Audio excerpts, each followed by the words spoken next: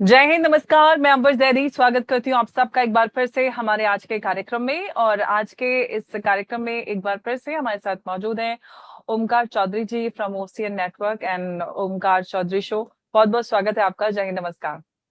बहुत धन्यवाद अंबर जी, याद करने के लिए। जय हिंद, नमस्कार। जय हिंद, बहुत धन्यवाद।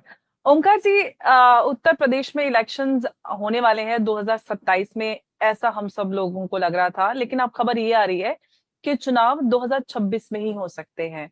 तो मैं आपसे जानना चाहती हूँ कि आखिर उत्तर प्रदेश में इतनी जल्दी जल्दी चुनाव क्यों हो रहे हैं? क्या स्ट्रेटजी है, क्या मास्टर प्लानिंग है योगी आदित्यनाथ की, या फिर हम कहें आरएसएस? किस वजह से हमें इन चुनावों को जल्दी होने की खबरें सामने आने को मिल रही है? अब जो पॉलिटिकल ऑब्जर्वर हैं, समीक्षक हैं, पत्रकार हैं, मीडिया के एक बड़े हिस्से हैं, उनका तो ये कहना है कि चूंकि निरंतरता में भारतीय जनता पार्टी को कामयाबियां मिल रही हैं, लोकसभा चुनाव के बाद से अब तक 11 स्टेट में चुनाव हुए हैं, जिनमें से 7 में उसको कामयाबी मिली है, उसकी अपनी सरकारें बन गई हैं, जिनमें हरियाणा है, महाराष्ट्र है, दिल्ली है, बिहार है, पश्चिम बंगाल है, पुडुचेरी है और असम है। और 4 में विरोधियों की सरकारें बनी हैं। तो इसलिए जो एक टेम्पो बना हुआ है, जो एक माहौल बना हुआ है, उसका भी भारतीय जनता पार्टी फायदा उठाना चाहती है और प्री पोल जो है वो कराना चाहती है, यानी फरवरी मार्च के बजाय नवंबर दिसंबर में चुनाव कराना चाहती है। लेकिन हकीकत कुछ और है। हकीकत ये है कि जिस समय उत्तर प्रदेश, उत्तराखंड, पंजाब, मणिपुर और गोवा, इन 5 राज्यों में चुनाव की प्रक्रिया शुरू होगी, उसी समय देश में जनगणना का काम भी शुरू हो चुका होगा। और अगर स्टेट इलेक्शन हैं, तो स्टेट की यही मशीनरी चुनाव में खपी हुई होगी, कर्मचारी चुनाव में लगे हुए होंगे, जिनको जनगणना भी करानी है। मशीनरी अलग नहीं है, कर्मचारी अलग नहीं है, तो बाहर से नहीं लाए जाएंगे, यहीं के लोग करेंगे जनगणना का काम भी और चुनाव का काम भी। तो फिर एक तरीका ये होता है कि फरवरी मार्च में कराने के बजाय 2 ढाई महीने पहले करा लिए जाएं, नवंबर दिसंबर में करा लिए जाएं। तो जितनी चर्चाएं चल रही हैं कि भारतीय जनता पार्टी जो एक टेम्पो बना हुआ है उसका फायदा उठाना चाहती, तो वो तो नहीं है। कोई भी सरकार हो, कोई भी मुख्यमंत्री हो, वो अपना कार्यकाल पूरा ही करना चाहता है और उसके बाद ही 5 साल के बाद ही, मतलब विधानसभा का कार्यकाल खत्म होने से पहले चुनाव कराना चाहता है। जैसे उत्तर प्रदेश की इस विधानसभा का कार्यकाल 23 मई तक है, यानी 22 मई तक विधानसभा का गठन होना चाहिए, नई विधानसभा का गठन हो जाना चाहिए। 23 मई 2022 को उत्तर प्रदेश विधानसभा की, नई चुनी हुई विधानसभा की पहली बैठक हुई थी। तो 5 साल पूरे होने से पहले नई विधानसभा का गठन होना चाहिए संवैधानिक तौर पर। तो मई तो अभी बहुत दूर है उस हिसाब से। तो अगर मई का देखें तो करीब करीब 6 महीने पहले, 5 महीने पहले चुनाव हो जाएंगे। इस हिसाब से अगर जनगणना की पूरी प्रक्रिया से बचना है, और यही एक उपाय भी है कि दोनों स्मूथली काम हो जाए, विधानसभा का भी चुनाव हो जाए और फिर जनगणना का काम भी हो जाए। जी। अच्छा ओमकार जी, मैं एक बात और आपसे जानना चाहूंगी, वो ये कि अगर बीजेपी की बात करें तो बीजेपी क्या कास्ट इक्वेशंस और उसके साथ साथ जो अपनी सोशल आउटरीच स्ट्रेटजी है उसको दोबारा से डिजाइन करने वाली है, या फिर जो मोमेंटम चलता आ रहा था उसी के साथ, या फिर जो चर्चाएं हो रही हैं कि जो देशव्यापी एक मोमेंटम बना हुआ है उसी को उत्तर प्रदेश में भुनाएगी? कास्ट पॉलिटिक्स बीजेपी छोड़ चुकी है और मुझे लगता है कि बीजेपी ने कभी कास्ट पॉलिटिक्स की भी नहीं है। हाँ, कैंडिडेट कौन कहाँ से हो, या कैबिनेट में किन किन को प्रतिनिधित्व दिया जाए, उसमें कास्ट का भी प्रतिनिधित्व होता है, उसमें क्षेत्रों का भी होता है, उसमें काबिलियत को भी ध्यान में रखा जाता है। कौन चिकित्सा क्षेत्र में अच्छा ज्ञान रखता है, कौन स्पोर्ट्स बैकग्राउंड से है, कौन एग्रीकल्चर बैकग्राउंड से है, अलग अलग क्षेत्रों के जो भी जानकार होते हैं उनकी कोशिश होती है कि कैबिनेट में ऐसे चेहरे रखे जाएं ताकि उनकी मेधा का ठीक तरीके से इस्तेमाल किया जा सके और यूटिलाइज किया जा सके प्रदेश को आगे बढ़ाने के लिए। जी। पर जिस तरीके से कास्ट पॉलिटिक्स करती रही समाजवादी पार्टी या बहुजन समाज पार्टी, और अब कर रहे हैं ये कांग्रेस के उदीयमान नेता, जो हर मामले में जिनको कास्ट चाहिए, ओबीसी का हिसाब मांगने लगते हैं, दलितों का मांगने लगते हैं। अब इनसे कोई पूछे कि भाई कर्नाटक में एकमात्र ओबीसी चीफ मिनिस्टर था तुम्हारे पास, उसको भी तुमने हटा दिया, तो अब ओबीसी राजनीति का क्या होगा? अब वहां भी सवर्ण को लेकर के आ रहे हैं। हिमाचल में ऑलरेडी राजपूत सवर्ण थे, सुखविंदर सिंह सुक्खू। रेवंत रेड्डी तेलंगाना में वो भी सवर्ण है। अभी केरल में बनाए सतीशन, वो भी सवर्ण है। और अब कर्नाटक में चौथी सरकार, चौथा मुख्यमंत्री जो सिद्धारमैया जो ओबीसी थे उनको हटा करके आप यहाँ भी सवर्ण ले आए। तो फिर ओबीसी मुख्यमंत्री कहाँ है? दलित मुख्यमंत्री कहाँ है? आप सदन में खड़े होकर के प्रधानमंत्री से तो पूछते हैं कि साहब ये जो सेक्रेटरी हैं इनमें कितने ओबीसी और कितने दलित हैं, लेकिन भूल जाते हैं कि सेक्रेटरी लेवल पर केंद्र सरकार के अधीन जो इस समय काम कर रहे हैं वो 1991 या 92 बैच के लोग हैं। तो उस समय किसके भर्ती किए हुए थे? कौन थी सरकार में? पीवी नरसिम्हा राव प्रधानमंत्री थे, यानी कांग्रेस ही थी। और वैसे भी आईपीएस और आईएएस जो है, कम से कम इनको तो बख्श देना चाहिए, जातीय राजनीति की चाशनी में नहीं लपेटना चाहिए। हर जगह उनको ये एक आदत पड़ गई है कि हर चीज में इस तरह का एंगल दीजिए। पर मुझे लगता है कि भारतीय जनता पार्टी अगर कास्ट पॉलिटिक्स में उलझेगी तो उसे बड़ा भारी नुकसान होगा। उसको सबका समर्थन मिल रहा है, ऑलरेडी मिल रहा है, तो उसको कास्ट पॉलिटिक्स में नहीं उलझना चाहिए, और मुझे लगता है कि उलझेगी भी नहीं। देखिए, दो स्टेट कास्ट बेस पॉलिटिक्स के लिए बदनाम रहे हैं, बिहार और उत्तर प्रदेश। हमने 2022 में भी देखा है, उत्तर प्रदेश में ऐसा कुछ हुआ नहीं। कुछ लोगों ने तूल देने की कोशिश की थी 2024 के लोकसभा चुनाव में भी। जनरल वीके सिंह का टिकट काट दिया जी, राजपूतों की अनदेखी कर दी गई। फिर पता लगा कि उत्तर प्रदेश में ब्राह्मण विधायकों की अलग से बैठक हो रही है, उनका ये रोना था कि ब्राह्मणों की अनदेखी की जा रही है, जो कि तर्कहीन बात है। भाई, एक ब्राह्मण उप मुख्यमंत्री ब्रजेश पाठक के रूप में आपके सामने है, और योगी सरकार में भी कई ब्राह्मण चेहरे हैं, ऑलरेडी मंत्री भी हैं, एमएलए को भी टिकट दिए ही जाते हैं।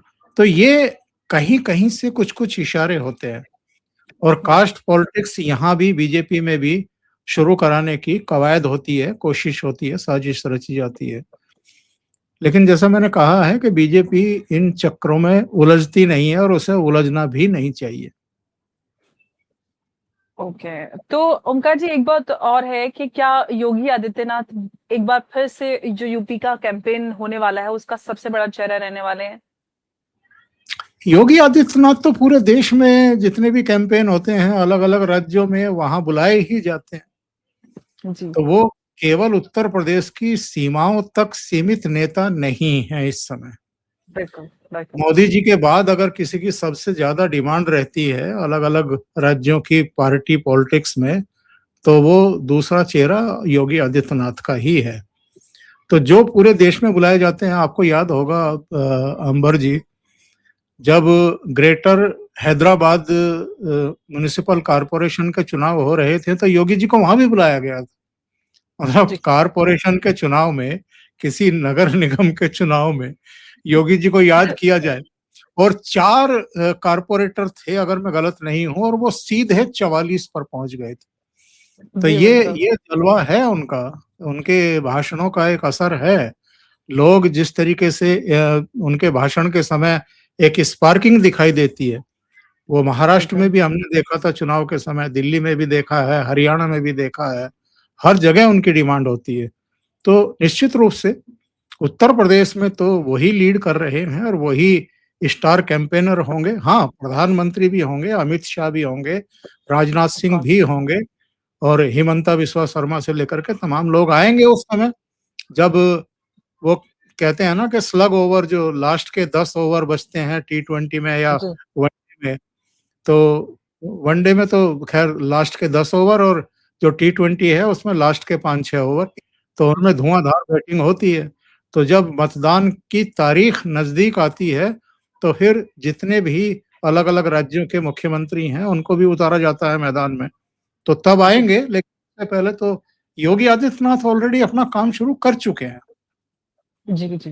और योगी जी तो ख़ैर हमेशा ही सुपर एक्टिव रहते हैं, ना सिर्फ़ उत्तर प्रदेश में बल्कि और प्रदेशों में भी हम देखते हैं कि वहाँ पे भी उनका जलवा एकदम नज़र आता है। तो क्या ओमकार जी हम ये कह सकते हैं कि जिस तरह से आरएसएस को लेकर चुनावी नतीजे रहते हैं भारतीय जनता पार्टी के, उसको लेकर बड़ी चर्चाएँ रहती हैं कि आरएसएस का जो एकदम काडर है वो ग्राउंड पे जिस तरह से आउटरीच करता है, सारी चीज़ें। तो यहाँ पर हम कह सकते हैं कि आरएसएस और बीजेपी के बीच में जो उत्तर प्रदेश में चुनाव होने वाले हैं, जिनको कहा जा रहा है कि नवंबर दिसंबर में हो सकते हैं, उसके उसको लेकर एक स्ट्रेटेजिक अंडरस्टैंडिंग तैयार हो चुकी है मतलब। देखिए, 2024 के लोकसभा इलेक्शन में जो हम्म। नुकसान हुआ भारतीय जनता पार्टी को, हम्म। और 2014 और 2019 में इंडिपेंडेंटली 280 हम्म। और 303 सीटें जीतने वाली बीजेपी हम्म। 240 पर अटक गई थी। उसकी वजह यही थी कि आरएसएस और भारतीय जनता पार्टी में कहीं ना कहीं समन्वय और संवाद की कमी आ गई थी। और जेपी नड्डा ने उस समय एक बयान दे दिया था कि अब तो भारतीय जनता पार्टी सक्षम है और आरएसएस की एज सच उतनी जरूरत नहीं रह गई है। तो उसने बयान ने थोड़ा सा और भी कसीदगी पैदा कर दी। लेकिन जब देखा कि 240 पर ही बीजेपी अटक करके रह गई है, मुझे एक किस्सा याद आ गया। 1998 की बात है, 1998 की बात है। अटल जी उस समय प्रधानमंत्री बने थे और चुनाव था लोकसभा का, क्योंकि उनकी सरकार गिर गई थी। तो बागपत में अजीत सिंह खड़े हुए थे बीजेपी के टिकट पर, सोमपाल खड़े हुए थे, सोमपाल शास्त्री, जो बाद में कृषि राज्य मंत्री बने अटल जी की सरकार में। तो लोगों की थोड़ी बहुत नाराजगी अजीत सिंह से थी, उनके व्यवहार को लेकर के, उनकी उपलब्धता को लेकर के, विकास नहीं हुए हैं, थोड़ा सा झटका देना चाहते थे। लेकिन हुआ क्या कि उस झटके के चक्कर में अजीत सिंह हार गए और सोमपाल जीत गए, यानी बीजेपी ने बागपत की सीट जीत ली। सोमपाल चलो कृषि मंत्री बन गए, जैसे भी रहे वो। लेकिन बागपत के पूरे 5 विधानसभा क्षेत्रों में उस दिन शाम को, जिस दिन ये रिजल्ट आया और अजीत सिंह हार गए, बहुत सारे परिवारों में खाना नहीं बना शाम को। इतनी उदासी छा गई, ऐसा मातम का माहौल कि भाई हमने क्या किया, हमने चौधरी चरण सिंह के बेटे को हरवा दिया जरा सी नाराजगी के चलते। तो आरएसएस को भी ये बात रियलाइज हुई 2024 के लोकसभा चुनाव के बाद कि भाई ठीक है, ये गुस्सा, नाराजगी, बयानबाजी, सहयोग असहयोग अपनी जगह है, लेकिन अगर केंद्र की सरकार ही कमजोर हो जाएगी, अगर दूसरों के कंधों का सहारा लेकर के उसको चलने की आवश्यकता पड़ेगी, बैसाखियों के सहारे चलेगी, तो भाई ऐसी गुस्सा नाराजगी किस काम की है। हमें तो मजबूत करके रखना है इनको, ताकि देश हित में, व्यापक राष्ट्र हित में बड़े और कड़े फैसले ले सके। हालांकि मोदी जी की जैसी नेचर है, उनकी सेहत पर फिर भी फर्क नहीं पड़ा, ठीक है। एग्जैक्टली, कहीं से नहीं लग रहा कि कोalition की सरकार है, लगी नहीं है हाँ, अभी। टीडीपी और जेडीयू और चिराग पासवान के सहयोग से सरकार टिकी हुई है, लेकिन उनके फैसलों में कहीं कोई नरमी नहीं, किसी तरह की कोई हिचक नहीं। जो फैसले उनको देश विदेश में लेने हैं वो ले रहे हैं। तो उसके बाद हम देख रहे हैं कि आरएसएस जम करके काम कर रहा है। उसकी जो हायरार्की है पूरी, नीचे से लेकर के ऊपर तक के सब लोग लगे हुए हैं। महाराष्ट्र में हमने देखा, हरियाणा में हमने देखा, जमीन पर जो काम करते हैं, जाकर के एक बेस बनाते हैं, बूथ लेवल पर काम करते हैं, लोगों से संपर्क करते हैं 2-2 3-3 बार, यानी जो उनके अपने वर्कर हैं उनको सक्रिय कर देते हैं।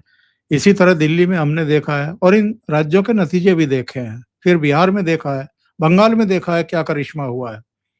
तो इसी तरीके से उत्तर प्रदेश में भी हम देखेंगे कि उनका भी एक बहुत बड़ा कंट्रीब्यूशन रहेगा ही रहेगा। एक बेहतर समन्वय इस समय दिखाई दे रहा है। जी, बिल्कुल। लेकिन अगर हम ऑपोज़िशन की बात करते हैं ओमकार जी, तो जो अलायंस 2024 में वो वाला मोमेंटम था, मतलब 2024 के अंदर पूरा अलायंस का, क्या अभी वो 2027 तक उस तरह का मोमेंटम मेंटेन कर पाएगी ऑपोज़िशन यूपी में? 2024 में कुछ गलतियां हुई थी भारतीय जनता पार्टी से, टॉप लीडरशिप से, और जो स्लोगन्स बनाए गए थे, जो प्रचार का तौर तरीका अपनाया गया था, अब की बार 400 पार। लेकिन लोगों को ये समझाने में नाकाम रहे कि अब की बार 400 पार क्यों चाहिए, क्या करना है। ये पकड़ लिया जो इनके शार्प ब्रेन बैठे हुए हैं अपोजिशन के, जो उनके लिए नीति और रणनीति और कुटिल नीति बनाते हैं, और उन्होंने कहा कि ये 400 सीट इसलिए मांग रहे हैं कि संविधान बदलना चाहते हैं और ये आरक्षण छीन लेंगे। तो वो एक जो दुष्प्रचार चला देश और विदेश से, तो उसका असर देखने को मिला। और बहुत सारी ऐसी जातियां जो 2014 और 2019 में भारतीय जनता पार्टी के साथ ही थी, वो 2024 में छिटक गई और उसका खामियाजा उत्तर प्रदेश में भुगतना पड़ा। 33-34 सीटें घट गई बीजेपी की। पिछली बार 64 थी, इस बार 33 रह गई। पश्चिम बंगाल में भुगतना पड़ा, हरियाणा में 5 सीटें घट गई, राजस्थान में 8 सीटें घट गई, महाराष्ट्र में तो 31 सीटें इनके ऑपोजिशन वाले जीत गए, शरद पवार, उद्धव ठाकरे और कांग्रेस पार्टी। इसी तरह अलग-अलग राज्यों में कुछ नुकसान हुए और नतीजा ये हुआ कि 272 का जो जादुई आंकड़ा होता है सरकार बनाने के लिए, उससे भी 32 सीटें भारतीय जनता पार्टी दूर रह गई, 240 पर ठिठक गई। तो ये सारी चीजें जो हैं, इनकी समझ में भी आई विपक्ष की भी कि हम एकजुट रहेंगे, शायद भारतीय जनता पार्टी का मुकाबला कर पाएंगे, क्योंकि नरेंद्र मोदी की लोकप्रियता में रत्ती भर भी कोई कमी आ नहीं रही है। 12 साल उनको चीफ प्राइम मिनिस्टर बने हुए हो गया है। वो जानते हैं कि मोदी का जादू हर राज्य में चलता ही है और योगी आदित्यनाथ पर भी किसी तरह का कोई आरोप नहीं है, कोई दाग नहीं है। वो भी दिन रात काम कर रहे हैं और पिछले करीब-करीब 11 साढ़े 11 साल में 9 साढ़े 9 साल में जितना काम उन्होंने उत्तर प्रदेश में किया है, ये अभूतपूर्व है। चूँकि मैं तो उत्तर प्रदेश से आता हूँ, मेरठ से, तो मैं देख रहा हूँ कि किस तरह मैं भी के यूपी बदलाव। से ही हूँ। जी, जी। अच्छी बात। तो हम देख रहे हैं कि उत्तर प्रदेश में किस तरह का बदलाव हुआ है, कानून व्यवस्था के बिल्कुल, मोर्चे पर, रक्षा सुरक्षा के मोर्चे पर, इंफ्रास्ट्रक्चर के मोर्चे इंफ्रास्ट्रक्चर। पर, पूंजी निवेश के मोर्चे पर। और अगर हम विरासत की बात करें आज तो जीडीपी सरप्लस है यूपी का, आप ज़रा सोचिए, जहाँ कोई जाता नहीं था। हाँ, हाँ, काशी विश्वनाथ से लेकर के भगवान राम का भव्य मंदिर बना है। तो ये सारे काम जो हुए हैं, लोगों को दिखाई दे रहे हैं। जी। तो हाँ, ठीक है, विपक्ष, यूपी के 2 लड़के फिर साथ आए हैं 2017 के बाद। तो 2017 में क्या हुआ था? कांग्रेस की पिछले सदन में, यानी मायावती जब मुख्यमंत्री थी, उसके बाद जब अखिलेश बने, उस सदन में 28 सीटें हुआ करती थी। और 2017 में जब 2 लड़के साथ आए, तो कांग्रेस की तो घट कर के 7 से 2 रह गई। और उसके बाद जो है 2 नहीं, उस समय रह गई थी 28 सीटें। 2 हुई हैं आकर के 2022 में, और अखिलेश यादव की 47 सीटें रह गई थी 2017 में। 200 से ज्यादा सीटें थी इनकी जब ये मुख्यमंत्री थे। तो इस बार फिर आजमा रहे हैं, दोनों लड़के साथ आ रहे हैं। अभी तो खैर दोनों में सीटों को लेकर के ही सिर फुटअव्वल की नौबत है। अभी 4 दिन 5 दिन पहले ही अखिलेश यादव का बयान मीडिया में आया है, कैमरों पे कैद हुआ है, कि बात ये नहीं है कि कौन कितनी सीटों पर लड़ेगा, बात ये है कि कौन कितनी सीटों पर जीतने की कंडीशन में है। तो इसका मतलब ये है कि जो उनके पास कोई आंकड़ा पहुंचा होगा तो उन्होंने उसको रिफ्यूज कर दिया है पूरी तरीके हुँ। से। बिल्कुल, लेकिन अब मैं आपसे ये भी जानना चाहूंगी कि जैसे कि हम जानते हैं कि यूपी में जो है ना पॉलिटिक्स को लेकर या फिर चुनावी कैंपेन को लेकर जो सबसे बड़ा मुद्दा रहा, हम जानते हैं कि लॉ एंड ऑर्डर। इनफैक्ट मैं चाहे मेरा ऑफिस नोएडा में, तो आसपास हम जाते थे, छोटे मोटे दुकानदार, रेडी पटरी वालों से बात करें तो हर कोई कहता था कि भाई पहले हमसे लोग पैसा मांगने के लिए आते थे, आप बाबा जी हैं तो सब कुछ चंगा है। बाकी law and order, overall infrastructure, कहने का मतलब ये है कि ओवरऑल जो सबसे बड़ा मुद्दा रहा बीजेपी का वो ये कि लॉ एंड ऑर्डर। तो क्या इस बार फिर से लॉ एंड ऑर्डर रहने वाला है, या और भी जो हम वेलफेयर पॉलिटिक्स की बात करते हैं बीजेपी ने और यूपी में किया है वो भी रहेगा? Law and order as such Uttar Pradesh में इस समय कोई बड़ा मुद्दा है नहीं। इतना बड़ा प्रदेश है, पाकिस्तान से भी ज्यादा आबादी है इन टोटल हम देखें तो। अब उसमें थोड़ा बहुत तो इधर उधर होता ही रहता है। कुछ अपराध ऐसे हैं जिनको आप रोक नहीं सकते, और रोक अगर हो गए तो उसके बाद कोई कार्रवाई ना हो और कड़ी कार्रवाई ना हो, तब हम लॉ एंड ऑर्डर पर सवाल खड़े कर सकते हैं। तो ऐसा योगी जी के शासन में तो अभी तक हमने देखा नहीं नहीं नहीं, है मेरे कि कहने का मतलब ये था कि मतलब सबसे बड़ी उपलब्धि के तौर पे लॉ एंड ऑर्डर के, योगी जी के राज में लॉ एंड ऑर्डर बहुत अच्छा हुआ है। हर हाँ आम इंसान हाँ। का भी मैंने एग्जांपल दिया कि एक छोटा तो दुकानदार, तो वो चुनाव में बहुत काम किया। अगली बार के जो चुनाव है उसमें कौन सा ऐसा मुद्दा होगा जो उनके लिए एक वेपन के तौर पर काम आएगा? देखिए, बात ये है कि मैं पहले भी कह चुका, शायद आपके प्रोग्राम में भी कहा, कि कांग्रेस अपने दिमाग पर, बुद्धि पर बहुत जोर दे करके भी ये नहीं बता सकती कि पिछले 2 ढाई दशक में किस राज्य में उसकी सरकार रिपीट हुई है। 5 साल में सरकार बदल जाती है, लोग निकाल करके बाहर फेंक देते हैं। बिल्कुल। इसकी वजह ये है कि जनता से किए हुए वादे वो सत्ता में बैठते ही भूल जाते हैं और लूट-पाट में लग जाते हैं। भारतीय जनता पार्टी की सरकारों के साथ ऐसा नहीं होता है, क्योंकि ऊपर का भी एक डंडा है। ऊपर नरेंद्र मोदी भी बैठे हैं, वो भी समीक्षाएँ करते रहते हैं, अमित शाह भी बैठे हैं, और जो भी मुख्यमंत्री बनता है उसको पता होता है कि बीजेपी का जो रूल करने का मॉडल क्या है, प्राथमिकताएँ क्या होनी चाहिए। देखिए, पब्लिक को क्या चाहिए?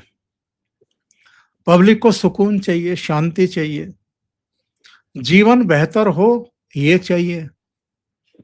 ये जो दंगे, फसाद, अपराध, लूट-खसूट, भ्रष्टाचार, इनसे अगर वो बच जाए और उसके जो जेन्युइन काम हैं, वो होते रहें, विकास के काम होते रहें। अब याद करिए कि अब से 15 साल पहले, 10 साल पहले भी मैं यहाँ से निकलता था दिल्ली से, मुझे अपने शहर जाना होता था, तो बस यहीं से गंग नहर के पहले से मुरादनगर से ही जाम लगने शुरू हो जाते थे।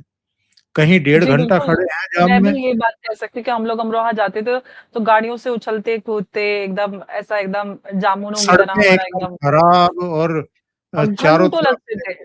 हाँ, हाँ। तो ये जो, और बहुत सारे अब तो संकट। ऐसा लगता है पहुंच जाते हैं जैसे कि हम गुड़गांव से या कहीं से आ गए, एकदम पता ही नहीं चलता, बिल्कुल लगता है दिल्ली की दिल्ली में ही आ गए हैं कहीं पे। फिर एक लंबा दौर गुजरा है इस देश में जब हर चीज के लिए आपको लाइन में खड़ा होना पड़ता था। आपको बिजली का बिल जमा करना है, आपको टेलीफोन का बिल जमा करना है, आपको रेलवे का टिकट बुक कराना है, अगर प्लेन का कराना है तो किसी ट्रैवल एजेंट को पकड़िए, इसी तरीके से गैस सिलेंडर लेना है तो लाइन में जाके खड़े हो जाइए गोदाम के बाहर। तो वो सारे संकट तो खत्म हो गए ना। अब एक एक मोबाइल बिल्कुल। फोन आपके पास है, इस मोबाइल फोन के ऐप खोलिए और सारे काम यहाँ बैठे बैठे कर लीजिए। तो ये बिल्कुल। जो सुविधाएं लोगों के जीवन में आई हैं, और ये जो 80 करोड़ जनता को मोदी जी पिछले 4-5 साल से, कोविड काल से ही राशन दे रहे हैं, और 40 लाख करोड़ के आसपास लोगों के खाते में पैसा गया है जो मदद के तौर पर अलग-अलग जो जन कल्याण की योजनाएं हैं उनके तहत। ये बहुत बड़ी बात होती है। तो लोगों का जी। जीवन जो है वो आसान हुआ है। अपराध भी नहीं हो रहे हैं। हर एक ये महसूस कर रहा है कि विकास हो रहा है। ऐसे में ऊपर से यहाँ भी एक ऐसे आदमी बैठे हैं जिन्होंने शादी-ब्याह तो किया नहीं है, जिनको बच्चों का जीवन तो बनाना नहीं है। अपनी 7 पुश्तों की चिंता तो करनी नहीं है, अपने जीजा की तो देखभाल करनी नहीं है, उनकी प्रॉपर्टी तो बनवानी नहीं है। इसी तरीके से मोदी जी बैठे हैं, मोदी जी के तो प्रधानमंत्री आवास में उनके परिवार का, उनके कुनबे का कोई दिखाई भी नहीं देता है। तो वो भी 24/7 लगे हुए हैं, योगी जी भी लगे हुए हैं। तो ये सब केवल और केवल उत्तर प्रदेश और देश की जनता के भले के लिए लगे हुए हैं। तो ऐसे में विपक्ष के पास कोई मुद्दा है नहीं। हम्म। और बिल्कुल, और जनता को भी बदलाव नजर आ रहा है, विजिबल चेंजेस। चाहे हम क्योंकि हम लोग यूपी से आते हैं और हमारा दिल्ली से आना जाना यूपी का लगा रहता है, कितने बदलाव, चाहे रोड इंफ्रास्ट्रक्चर की बात करें, बाकी सारी सुविधाओं की बात करें, लॉ एंड ऑर्डर, कितने ही सारे ऐसे जो उपलब्धियां हैं जो हम यूपी की जो योगी सरकार है उसकी कह सकते हैं या फिर केंद्र सरकार की भी कह सकते हैं। तो यहाँ से एक बात तो क्लियर हो जाती है कि यूपी का जो चुनाव है वो 2029 का जो फिनाले है वहां तक उसको पहुंचाने में जो है वो क्लियर हो जाएगा। तो उत्तर प्रदेश का चुनाव, जो वैसे भी हम कहते हैं कि वो सिर्फ उत्तर प्रदेश का चुनाव नहीं होता, वहीं से दिल्ली का रास्ता भी निकलता है और जो केंद्र की जो राजनीति है उसका भी डायरेक्शन तय होता है। तो अब ये तो क्लियर हो गया है कि जो खबरें आ रही हैं और जो एक मोमेंटम बना हुआ है भारतीय जनता पार्टी की जीत का, वो आगे इसी तरह से उत्तर प्रदेश में भी नजर आएगा। और क्या यूपी का इलेक्शन और उसकी जो नतीजे हैं, क्या वो जो 2029 है उसका वो सेमीफाइनल कहलाएगा, ये सबसे बड़ी बात रहेगी। ओमकार जी, बहुत धन्यवाद आपका हमारे साथ इस चर्चा में जुड़ने के लिए। नमस्कार, जय हिंद, जय भारत। नमस्कार। बहुत धन्यवाद।